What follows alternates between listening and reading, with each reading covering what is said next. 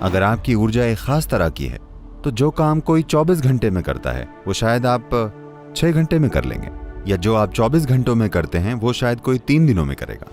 अगर आप समय पर महारत हासिल करना चाहते हैं तो उसके लिए एक बिल्कुल अलग तरह की साधना है। तो उन्होंने खुद को ही खा लिया, बस उनका चेहरा, मुंह और हाथ बचे थे, बाकी का हर हिस्सा वो खा गए। हमारे आध्यात्मिक अभ्यास हमें समय, सूचना और ऊर्जा को संभालने में कैसे मदद करते हैं, जिसके बारे में आपने अभी बात की। ये निश्चित तौर पर आपको ऊर्जा को मैनेज करने में मदद करते हैं, है ना? निश्चित तौर पर करते हैं। जानकारी को सही तरीके से संभालने के लिए या पहले से इकट्ठा की गई जानकारी से पैदा हुई आदतों से हार न मानने के लिए पुरानी जानकारी से ऊर्जा कुछ जरूरी चीजों में से एक है। पुरानी आदतें जो बन चुकी हैं, अगर आपको उनसे बाहर आना है तो आपको ऊर्जा चाहिए। अगर आप में पर्याप्त ऊर्जा नहीं होगी तो आप बाहर नहीं आ पाएंगे, आप उन्हीं आदतों में फंसे रह जाएंगे। तो अगर आप पर्याप्त ऊर्जा पैदा करते हैं तो आप पुरानी सूचना से बनी आदतों को भी संभाल सकते हैं। कर्म को सिर्फ तभी तोड़ा जा सकता है जब आपके पास जरूरी ऊर्जा हो।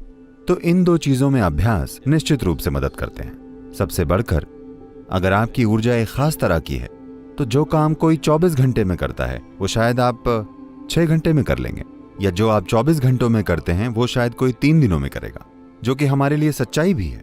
तो समय, ऊर्जा और जानकारी तीनों खास तरीके से मैनेज हो रही हैं।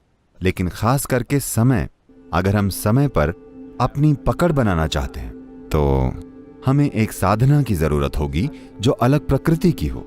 अगर आप समय पर महारत हासिल करना चाहते हैं तो उसके लिए एक बिल्कुल अलग तरह की साधना है। मौजूदा साधना से कुछ चीजें तो होती हैं, लेकिन इनका मुख्य उद्देश्य कर्मों की सूचना और ऊर्जा को संभालना है। अगर कोई समय पर महारत चाहता है तो दूसरे तरीके की जरूरत पड़ेगी।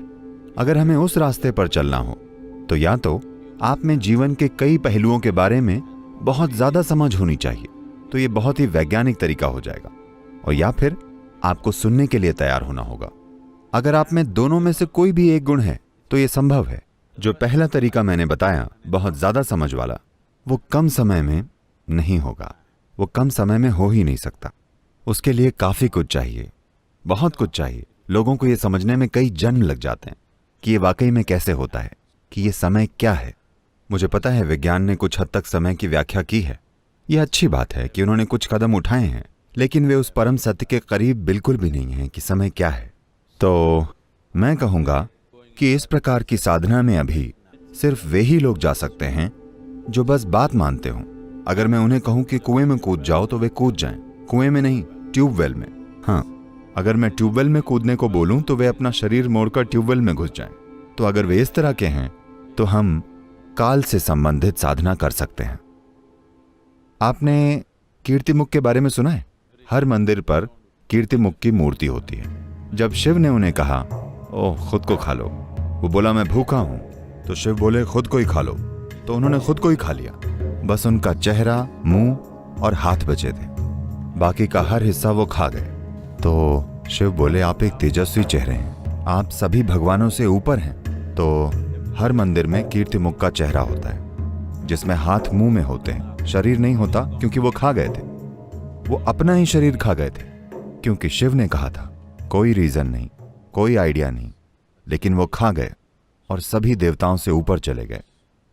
तो कहने का मतलब है कि वो समय, स्थान और हर चीज से परे चले गए। भगवान से ऊपर होने का मतलब वो इन सभी आयामों से ऊपर चले गए। लेकिन भगवान भी इनमें से कुछ सच्चाइयों के अधीन है, लेकिन वो उन सभी से ऊपर है।